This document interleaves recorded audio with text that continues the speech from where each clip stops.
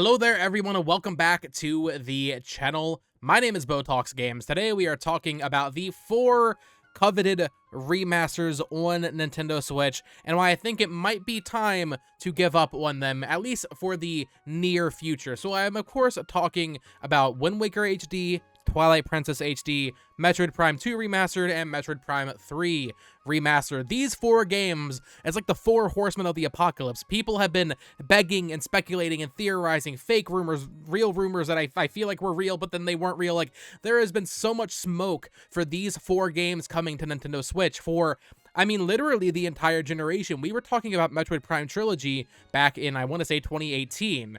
We were talking about Wind Waker and Twilight Princess HD back, I believe rumors really started to heat up around like 2020, maybe 2021. So we have been talking about these 4 remasters for several years, and I personally think it might be time to throw in the towel. Now, I'm usually pretty optimistic. I made a video a few weeks ago talking about how Nintendo usually does listen to fans. I'm pretty optimistic about a game like Tomodachi Life being resurrected, Kid Icarus Uprising, F-Zero. I think they will get to these things eventually. When we see small releases like Another Code and Endless Ocean, I can't really look at Nintendo's actions and think, oh, they're never going to re-release Wind Waker HD. Like, it's going to happen eventually. But I think for the foreseeable future, it might be best to just kind of, temper our expectations a little bit. If they happen, great surprise, but I really want to talk about why. So we'll start with Zelda. The 2 Zelda games are the ones I'm the least confident in at this point, which is funny because you would think these would be the most obvious. Metroid, pretty niche, you don't really need to release Prime 2 and 3, like it'd be nice, but Zelda, I think a lot of people were a lot more confident in happening, especially since they are 2 of the last major Wii U games, in the case of these remasters anyway, 2 of the last major Wii U games that have not come to Switch. So it just feels like an obvious fit that they would bring them to Switch. But here's the thing with those 2 games in particular. I feel like if they were going to happen, it probably would have happened back in 2022. So that is when Tears of the Kingdom was originally slated to release. 2021 had Skyward Sword HD, but then, of course, Tears of the Kingdom got delayed. Now, the rumors for a long time have been that they're pretty much just sitting on Wind Waker and Twilight Princess HD, just kind of waiting to release them whenever it makes the most sense in their calendar, and I could believe that. I can believe that Nintendo's just sitting on completed ports of those games, but if they were going to deploy them, I feel like the most wise position tactically would have been 2022. 2022 was a lighter year for Nintendo in terms of quantity. If you actually count, I believe 2022 has the least games published by Nintendo in a very long time. I think it was like 9 games, and 2 of them were Square Enix games. So pretty low stakes year if you view it from that angle. For me, it was a fantastic year because Xenoblade and Splatoon and Bayonetta and 2 Pokemon games, right? But in terms of quantity, it was a pretty low volume year. So in that year, when there was no Zelda game, when Tears of the Kingdom got delayed, I feel like it would have made a lot of sense to use either Wind Waker or Twilight Princess in that year to help fill out the calendar, if they were ready or if they were planning on releasing them on the Switch. But I, for a while now, have had the theory that Nintendo will kind of bide their time with some of these Zelda games because they have kind of run out. Most major Zelda games have been remade. Now, we're at the point where we're talking about Ocarina of Time getting remade again, so maybe the idea that they're running out of remasters isn't necessarily true because tech is always evolving. They will always be remastering Ocarina of Time and Wind Waker and Twilight Princess, right? But I feel like they don't want to, blow their load too fast, so to speak. Especially when you consider how not great Skyward Sword HD sold. That game sold, I believe, about 3 to 4 million units on Switch, which is about what it did on Wii. I think a little bit better than it did on Wii, which is good. I mean, the remaster selling better than the original version is a good thing, but Skyward Sword was a low seller to begin with on the Wii, and I feel like Nintendo probably thought it would do better in a post-Breath of the Wild world, in a world where something like Hyrule Warriors Age of Calamity sold, like 3 million copies. I kind of feel like they were probably disappointed in Skyward Sword HD.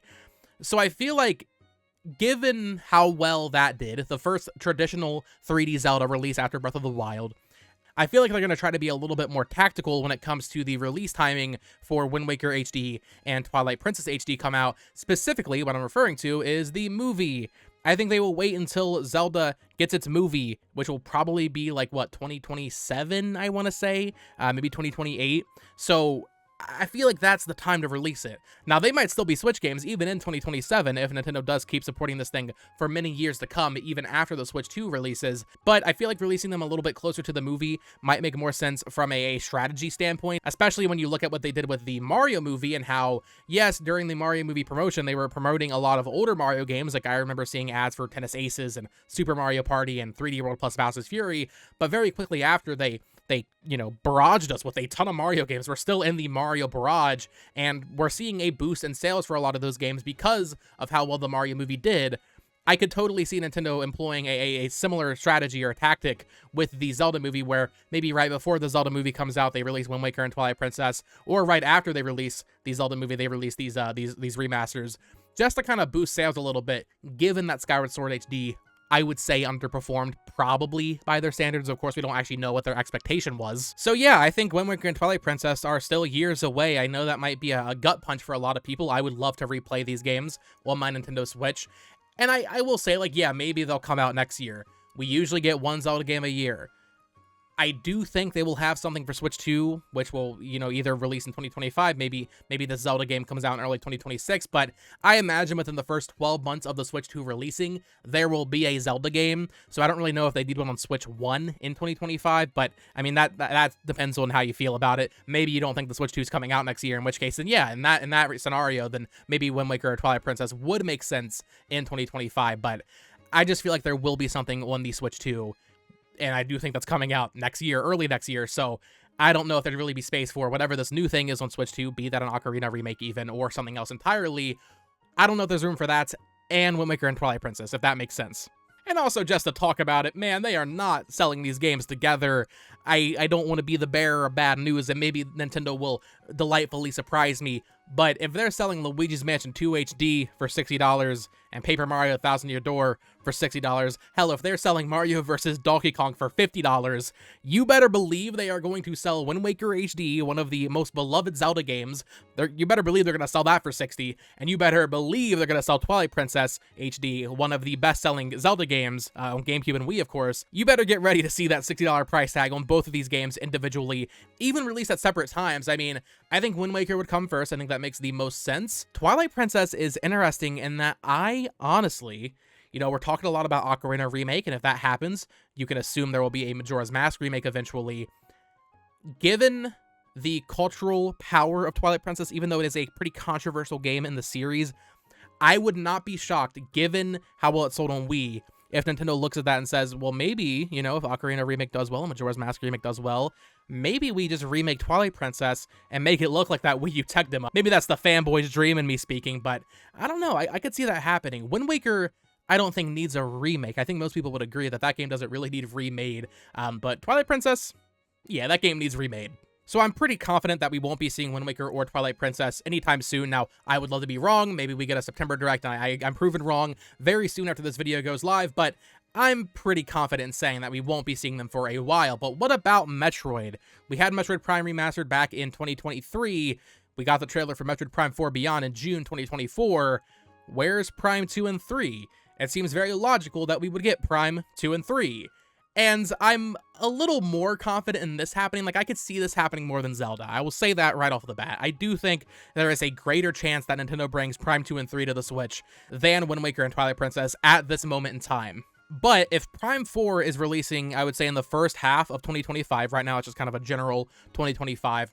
If it's releasing in the first half of the year, we need to see Prime 2 and 3 soon. Like, September Direct, if it happens soon, like within the next 8 weeks, we need to see these games. If Prime 4 is a, let's say, March or even like May release in 2025, they would need to get Prime 2 and 3 out. Ideally, if it's a September Direct announcement, shadow drop it, put it out on the eShop that day, or by January at the latest, right? You got to give people time to play through these games before Prime 4. If Prime 4 is a late 2025 release, I guess they could still have room to announce it in early 2025 and release it in like mid-2025 ahead of Prime 4. But I do wonder the logistics of if it really makes sense to release those games now at all.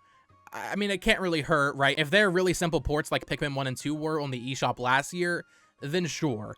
what's the harm? There's not going to be much development time in bringing those games to the eShop if they really don't remaster them. And I don't think it would be remastered because Retro themselves did Prime Remastered, and I can't imagine they have the resources to do both of those games on top of Prime 4, which probably means that Prime 2 and 3 want to get a physical release also, because selling a package of a sequel and a threequel on store shelves is kind of weird. Prime Remastered did pretty well, but I just wonder if Nintendo logistically would look at this entire situation and think, oh yeah, we need to put Prime 2 and 3 in a package on store shelves. And maybe they look at it and think, well, we don't really need to do Prime 2 and 3 at all. But I don't know, man. Prime Remastered was a great way for Retro to really get used to the Switch tech, and of course also giving a lot of their newer staff experience with a Metroid game.